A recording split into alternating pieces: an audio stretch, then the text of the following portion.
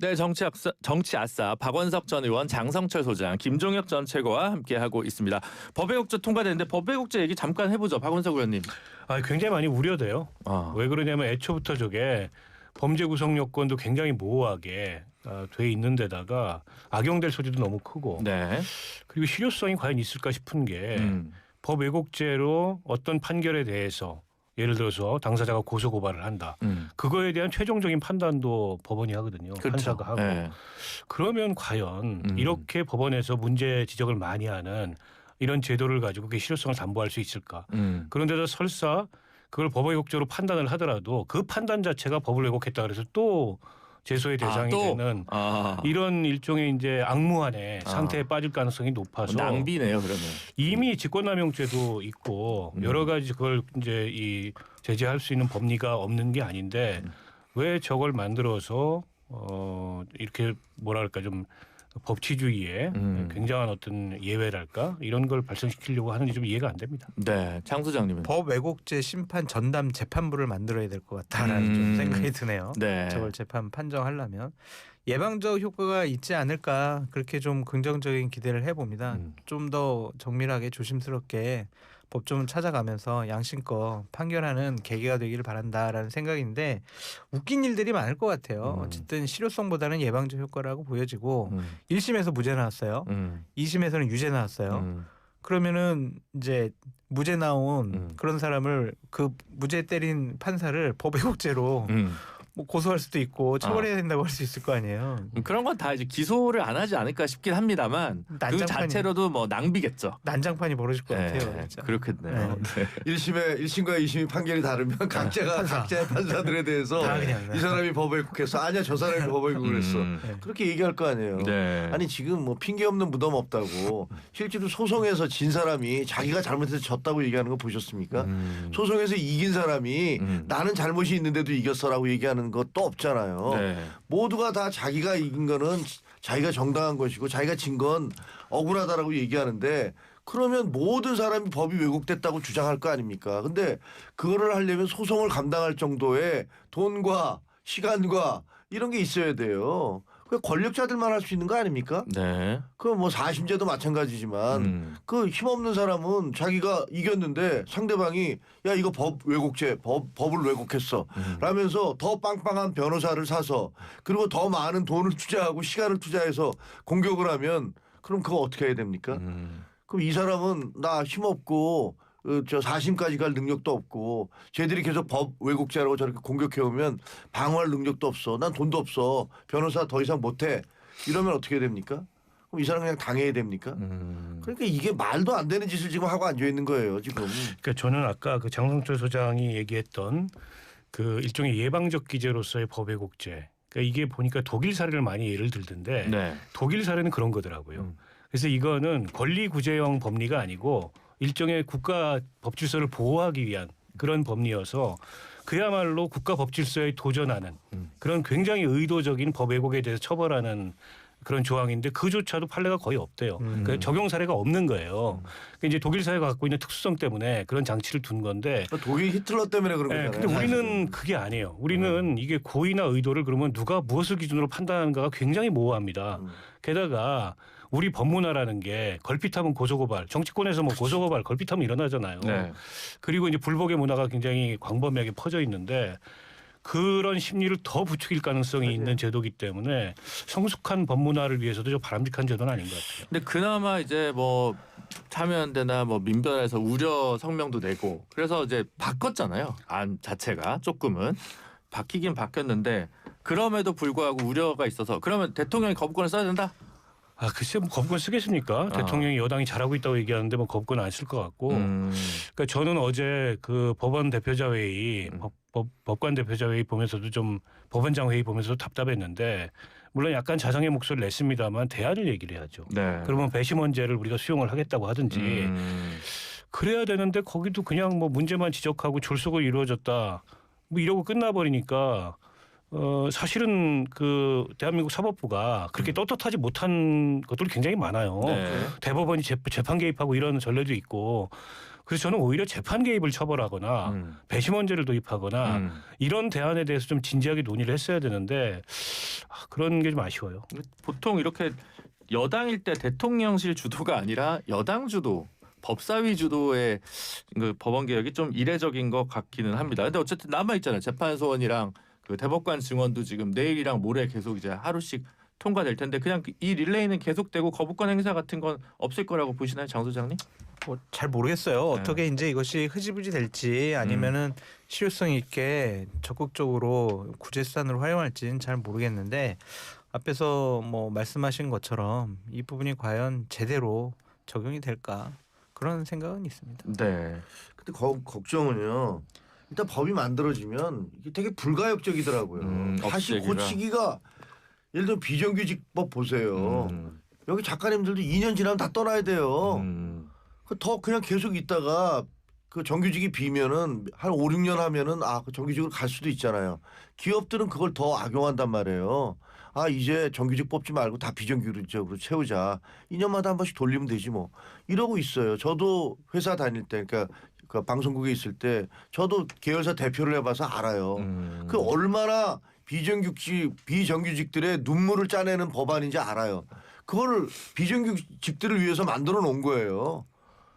임대차 3법도 마찬가지 아닙니까? 임대차 3법 만들어서 계속 힘들게 하잖아요.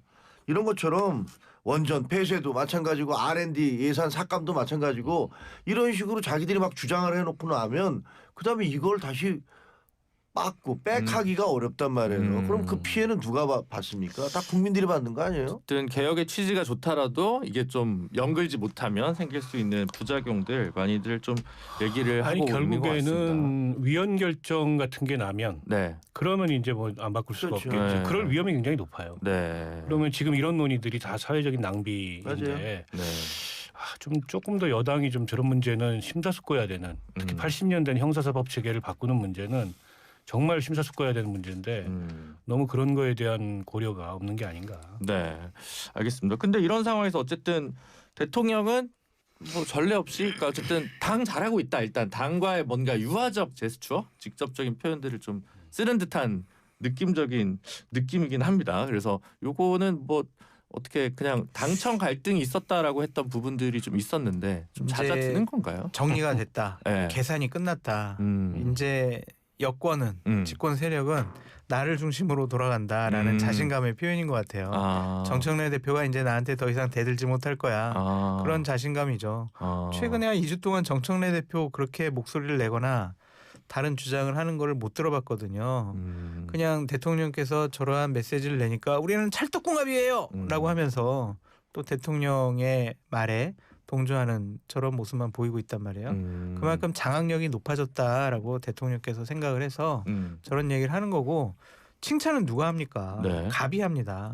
을은 칭찬을 받는 거예요. 그러니까 갑과 을이 확실하게 정리가 된 것이 아닌가 그런 생각이 듭니다. 그런데 그 공소 취소 모임은 계속 된다는 거잖아요. 그 공식 모임은 뭐 공식 모임 비슷한 게 또 따로 생겼는데도 일단 모임은 한다고 하고. 아니 근데 바로 해체하기가 명구스럽잖아요. 근데 오늘 그쪽에서 나온 얘기 보면은 유지나 하되 활동은 최소화한다. 그 얘기는 사실상 흐지부지 되는 거고. 네. 오늘 그 이규현 그 홍보수석이 어느 방송에서 나가서 이걸 질문을 받으니까 네. 어쨌든 제도 내에서 해결됐으면 좋겠다. 대통령의 공소 취소 문제, 대통령 기소 문제뿐만이 아니고 그렇죠. 그런 많은 잘못된 사례들이 있다면 제도 내에서 해결됐으면 좋겠다라고 얘기를 했는데 그 행간은 저거 뭐 공소 취소 이렇게 대통령 문제를 부각시켜 가지고 여당이 앞장서는 게 별로 도움이 안 된다 이런 의미인 것 같아요. 저는 그렇게 읽었어요. 그래서 제가 보기에는 정청래 대표가 저걸 수용한 것도 당내에 빗발치는 그런 요구를 외면할 수 없으니까 수용을 했는데 당장 그렇다고 국정조사하자 이 카드를 들고 나오기에는 또 다른 논란의 도화선이 되기 때문에 지방선거 이전에는 전 안 나올 거라고 봅니다. 네. 여당이 국정조사 들고 나오는 게 말이 안 되죠. 그렇지. 국정조사는 야당이 요구하는 거예요. 아니 그래도 자신들이 야당 시절의 일을 가지고 요구하는 거잖아요. 아니 지금 자기네들이 권력 잡고 있잖아요. 네. 법무부 장관도 민주당 의원 출신이잖아요. 검찰총장 지금 임명 안 했지만 대행도 다 자기네들이 임명했잖아요. 그러면 내부 감찰해가지고 야 조작 수사하고 기소한 거 다 증거 찾아내. 못 찾아내겠어요? 다 찾아내지. 근데 그게 없으니까 저런 정치적인 공방 정치적인 공격을 하는 것이 아닌가. 그래서 이 모임은 전 상당히 웃기다고 생각을 했고 네. 오히려 대통령에게 누가 되는 그런 모임이 아닌가 그런 생각이 드는데 이렇게 그래도 정리가 돼가지고 다행이긴 하지만 네. 어쨌든 당에 있는 모임에서도 계속 특검과 국정조사를 추진하겠다고 그래서 한마디로 웃겨요. 네. 어떻게 웃고 계시는 김정혁 최고. 아니, 웃기죠. 네. 웃기고 뭐 지금 보면은 그 대통령과 정청래 그 대표 간의 갈등이 이제 어쨌든 가불이 결정된 거 아니냐 이렇게 막 그렇게 볼 수 있어요. 근데 그게 사라진 게 아니잖아요. 네. 그게 마음속의 감정과 울분은 더 강해지지 않았을까? 조국 대표도 마찬가지고 그다음에 김어준 씨도 마찬가지고 유시민 작가도 마찬가지고 그쪽의 한 그룹과 네. 이쪽 그룹의 그 서로 상대방에 대한 분노 이런 것들은 더 깊어졌을 거예요. 그게 이제 현실의 힘에 의해서 대충의 서열이 정해지고 있긴 하지만 그러나 제가 보기에는 이건 뭐 언제든지 다시 활화산으로 터져 나올 수 있는 그런 상태다라고 보여집니다. 끝나지 않았다. 네. 그 정청래 대표 오늘 아까 소개드린 MBS 지표조사에서는 잘하고 있다 43, 잘못하고 있다 42.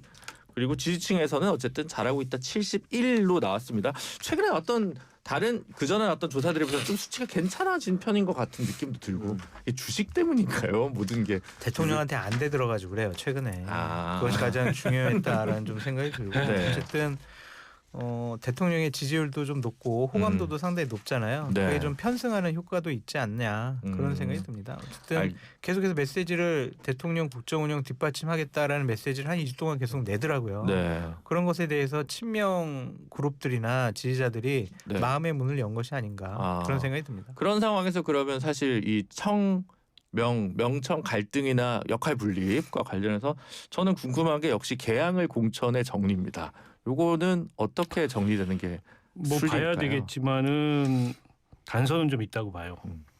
그러니까 지금 이제 장 소장 얘기하셨듯이 그동안의 명청 갈등 네. 뭐 이런 게 거의 해소 국면으로 접어든 것 같고 대통령의 메시지도 그 의미를 저는 깔고 있다고 생각하고요. 그리고 김남국 그 전 비서관 저분이 이제 사고 치고 나서 지금 물러나 있다가 대변인으로 갔죠 이번에. 당 대변인으로 지금 갑자기 네. 복귀를 했어요. 그것도 일종의 시그널이라고 보고요. 그러니까 정청래 대표 입장에서는 대통령 국정운영 뒷받침에 최선을 다하겠다라는 신호를 확실히 보냈다. 그 연장선에서 해석을 한다면 개항을 공천도 김남준 대변인의 공천 가능성이 굉장히 높다고 봐야 되겠죠. 아니, 그도 그럴 것이 그분이 대변인 발탁될 때부터 선거용 경력 관리다 이런 얘기를 많이 했잖아요. 그리고 5개월 만에 이제 대변인직을 그만두고 출마하는데 대통령의 허락이나 용인 없이 그게 가능하겠습니까? 때문에 개항을 공천이 이제 그런 구도에 있었는데 갑자기 송영길 대표 무죄가 확정되면서 변수가 생겼습니다만 송 대표에게는 뭐 다른 가능성을 당해서 줄 수도 있지 않습니까? 조금 이제 명예스러운 방식으로. 그래서 그렇게 정리되지 않을까 싶은데요. 네. 혹시 들으신 얘기 있으세요? 정리된 것 같아요. 아. 근데 지금까지 정리 안 된 이유가 강훈식 비서실장이 외국 나갔다가 지금 들어와가지고 정리가 안 된 거예요. 그래서 제가 봤을 때는 아니 비서실장이 당무 개입을 하고 있다라는 얘기입니까 지금? 그러니까 여권 내에 저런 것들은 조율을 해야죠. 아. 그냥 당연히 청와대랑 그런 거 하라고 비서실장 있고 정무수석이 있는 거라고 보여지거든요. 그래서 지금 저런 걸 정리할 만한 그 브릿지 역할을 할 분이 없었는데 이제 강훈식 비서실장이 들어왔기 때문에 저런 논란들을 좀 정리하지 않을까. 왜냐하면 대통령이 나설 수는 없잖아요. 그쵸. 그리고 또 홍익표 정무수석은 된 지 얼마 안 됐고 얼마 전에 합당 문제와 관련해서 대통령의 의중을 잘못 전달했다. 그래서 약간의 좀 불신이 좀 있는 것 같아요. 그렇기 때문에 이번 주말을 통해서 정리하려고 하는 의지가 강하더라고요. 청와대에서.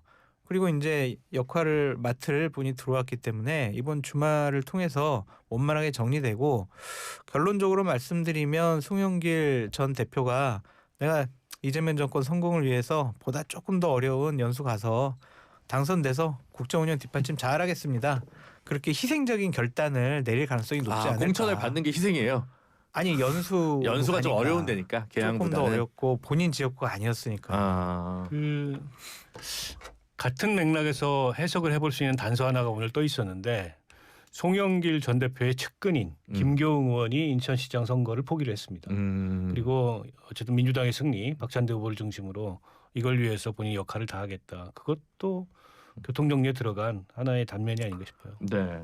어떻게 보십니까? 김종혁 최고위원께서는 뭐? 저는 뭐 개인적으로 조영길 대표하고 네. 대학 시절부터 친구기 때문에 아 그래요? 학교가 다른데. 학교 안돼 거기 연대고 저는 고대인데 네. 그때 뭐 옛날에 이제 학생운동 할 때 잘 알고 지내서 제가 객관적이지 못합니다. 저는 그냥 이렇게 또 솔직하게. 네. 조영길 대표가 네. 개항에서 희생을 했는데 네. 너무 희생을 강요한다라는 아. 생각이 들어서 근데 송 대표하고 저하고 이데올로기는 달라요. 그렇죠. 저는 보수고. 네. 네. 근데 송 대표가 무슨 배지 한번 더 달고 그냥 정치 끝낼 사람은 아니잖아요. 당 대표하거나 아니면 국무총리하거나 대선에 출마해야 되는데 본인 고집과 신념을 강요하는 것보다는 그래도 좀 희생하는 모습을 보이는 것이 향후 정치적인 활로와 행보에 선택지를 넓혀줄 거다 그렇게 말씀드립니다. 네, 알겠습니다. 그 또 관심사까지는 그동안 아니었는데 갑자기 좀 얘기된 게 그 이현주 의원의 그 전략과 관련된 부분입니다. 뭐 진실 공방이 좀 많은데 어쨌든 보수 정당에 몸담았던 시절에 뭐 이제 관련해서 강의나 뭐 특강이나 발언들이 다소 지금 민주당의 정체성과 맞지 않다. 이러한 지적들인 것 같고 그래서 뭐 하나하나 사실관계에 대해서는 또 뭐 반박하는 부분이 많으니까 제가 굳이 딱 이렇게 찍어서 얘기하기는 좀 애매합니다만 김영진 의원 같은 경우도 뭔가 의견 표명해야 되는 거 아니냐 이렇게 좀 보는 것 같은데 이거는 어떻게 정리가 될까요? 글쎄요. 근데 요즘 뭐 파묘라 그러죠. 근데 이제 본인이 워낙에 이 합당 국면에서 논란 국면에서 굉장히 강하게 당 지도부를 성토하고 공격을 했잖아요. 네. 그거에 대한 반대급부가 지금 오고 있는 거다 이렇게 보고요. 이제 처음에는 뭐 사실관계를 좀 부인하고 그러면 부인한 것도 있는데 부인하면 또 새로운 거를 자료들이 찾아지고 뭐 이런 단계인 것 같아요. 그렇죠. 그래서 어느 정도 저거를 이제 본인이 좀 해명을 해야 되는 거 아니야? 그때 내가 보수 정당에 있었으니까 그럴 수도 있다라고 그걸 이제 민주당 지지층의 양해를 구할 문제가 아니고 아니 역사관이라는 게 어디 있다 그래서 그게 바뀌는 게 역사관입니까? 그런 게 아니잖아요. 그러면 당시에 본인이 가졌던 인식이나 그런 강연을 했던 거에 대해서 좀 더 담백한 뭐 해명 혹은 사과 이런 것들이 필요한데 부분적 사실의 오류를 들어서 마치 전체적으로 본인을 음해하는 것처럼 뭐 법적 대응 어쩌고 저쩌고 하는 게 그다지 제가 보기에 설득력이 없어 보이고 그러면 그럴수록 더 지탄의 대상이 되는 게 아닌가 싶고 보수 정당의 그 정치인들이라고 해서 다 거기 가가지고 그렇게 뭐 박정희 이승만 찬양하는 강연하고 그러지 않습니다. 박정희 이승만 찬양할 부분이 있죠. 공이 있잖아요. 과도 있지만 네. 그런 부분에 대해서 얘기한 것이 뭐가 문제일까라는 좀 생각이 들고 대통령께서는 진영을 얘기 하나도 안 하던데 공만 얘기하던데. 딴 데서 얘기했겠죠. 네. 그래서 대통령께서도 뭐 대통합 얘기하시고 진영을 넓히겠다라고 하는데 지금 민주당에서 배지도 달고 네. 최고위원도 하고 있는데 이렇게 파묘하고 옛날 거 끄집어내가지고 공격하는 게 과연 맞는 것인가? 정치적인 의도가 따로 있는 것이 아닌가? 그렇게 저런 생각을 사람이 해봅니다. 최고위원 하는 게 민주당의 정체성과 너무 맞지 않는 선택을 했잖아요. 그게 뉴 이재명입니까? 근데 당원들이 뽑은 당원들이 거니까 선택했죠. 뭐 그렇게는 하겠죠. 어떻게 보세요? 그렇게 이렇게 왔다 갔다 하는 분들, 그러니까 스윙 폴리티션이라고 해야 될까? 당적을 찰세라고 그러지. 뭐. 네. 정치적 관용이라는 건 어디까지 해야 될지에 대해서는 참 고민이 있어요. 왜냐하면 그런 거 없이 나는 일관된 생각만 갖고 있어라는 사람들은 되게 또 극단으로 갈 수 있는 그런 것들이 있잖아요. 네. 그래서 이 부분에 대한 것들은 본인이 이제 나는 뭐 예를 들면 이승만 박정희 잘한 부분은 잘한 거고 문제가 있는 건 문제가 있는 건데 그때 당시에 내가 그 지지자들 앞이었으니까 긍정적인 부분을 많이 얘기했다. 네. 근데 나는 뭐 이런 부분들에서는 또 문제도 있다라고 생각을 한다. 이런 정도로 그냥 정리를 하면 될 것 같아요. 왜냐하면 그런 식으로 이현주 의원에 대해서 따지기 시작하면 거기에 있는 의원들 그 개개인을 갖다가 파묘하기 시작하면 본인들 문제는 없습니까? 본인들도 굉장히 많은 문제가 있을 거예요. 네. 그렇군요. 이것도 뭐 앞으로 어떻게 될지 갈등들이 아까 봉합된 갈등 속에서 이게 다시 불거질지 한번 보면 좋을 것 같고요. 그다음 지방선거 요 얘기 하나 누가 아시는 분 오영훈 지사 얘기가 좀 있던데요. 그 선출직 공직자 하위 20%면 컷오프 대상인데 광역단체장 중에서 지금 5명밖에 없어가지고 한 명이 무조건 컷오프여서 하위 20%가 오영훈 지사라는 겁니다. 이거는 뭐 친낙계였기 때문에 뭐 비청 행사다 이렇게 분석하는 게 있던데. 그건 아닐 거예요. 저게 하위 20%를 정하는 기준이 있어요. 네. 거기에 뭐 여론, 지역 네. 주민들의 그다음에 뭐 그 단체장으로서의 성과 이런 것들을 객관적으로 지표화해서 평가한 결과일 겁니다. 주관적으로 그 사람의 정치 행적이 지금 주류하고 맞지 않는다. 이렇게 하면 누가 그걸 승복하겠어요. 네. 그러나 일단 본인은 불복하죠. 네. 왜 나냐. 아. 그런데 아마 당에서 그에 관한 객관적인 이 선정의 이유는 네. 있을 겁니다. 지표도 있고. 그래서 이제 과거에도 저런 선례들 많았잖아요. 근데 번복되는 경우 드물어요. 근데 이게 국회의원은 예를 들어 현역이 뭐 한 100명 있는데 하위 20% 20명 이런 번인데 5명 중에 1명 무조건 이거는 약간 조금 잔인하지. 그 뭔가 제도를 설계했을 때 요렇게 아니 광역 단체장들 다 물러나라는 정당도 있는데 뭐. 그러네. 네. 아, 그 정도면 양호하죠. 뭐. 네. 그렇게 항복. 보면 또 그러네요. 네. 항복. 들으신 얘기 따로 없으신 아니 거죠? 없어요. 그냥 네. 뭐 오영훈 뭐 지사를 자르기 위한 룰 세팅이 아닌가 뭐 그렇게 본인은 생각할 수도 있겠지만 보통 다 이렇게 해요. 그렇지. 네, 다 그쵸. 대부분 뭐 20%뭐 30% 해가지고 네. 딱 커트라인 해가지고 정리합니다. 근데 예를 들어 그러면 광역 단체장이 예를 들어 저기 뭐 2명만 됐었다. 대구 경북만 됐었던 네. 국민의힘 1명 무조건 자른다. 이러면 좀 이상할 것 같은데. 알겠습니다. 네. 오늘 세 분과의 시간은 여기까지 하도록 하고요. 다음 주에 다시 뵙도록 하겠습니다. 세 분 감사합니다. 감사합니다. 지금까지 박원석 의원, 장성철 소장 그리고 김종혁 전 최고였습니다.